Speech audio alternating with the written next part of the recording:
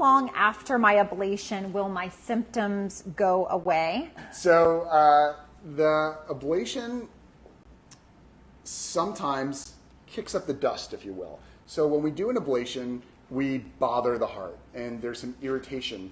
Like with any surgery, when you perform the surgery, there's an inflammatory effect. And inflammation, it turns out, can cause atrial fibrillation. So even if the ablation fixes that particular patient's cause of atrial fibrillation, the resulting inflammation can actually cause recurrences of atrial fibrillation until the inflammation settles down. Electrophysiologists refer to that as the blanking period, and that typically lasts for 90 days.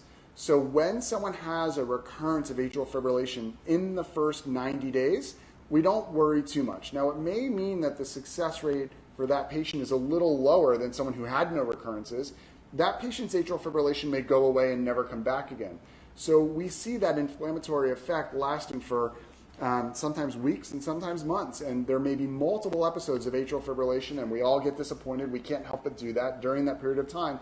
But sometimes that atrial fibrillation will go away after the end of that 3 months. So it really, again, it depends on the individual patient when those symptoms are going to go away, but it can last that long.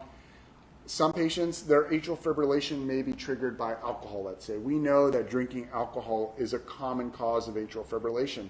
And no matter how much I fix on my end, if we don't have that pact that we talked about earlier and patients don't do their end, it's possible that we can't fix the AFib. So if someone's drinking a bottle of wine a night or multiple glasses of wine a night, and they know that for them that's their trigger, until they change their trigger, they may continue to have atrial fibrillation. So again, we have to individualize the answer to that question.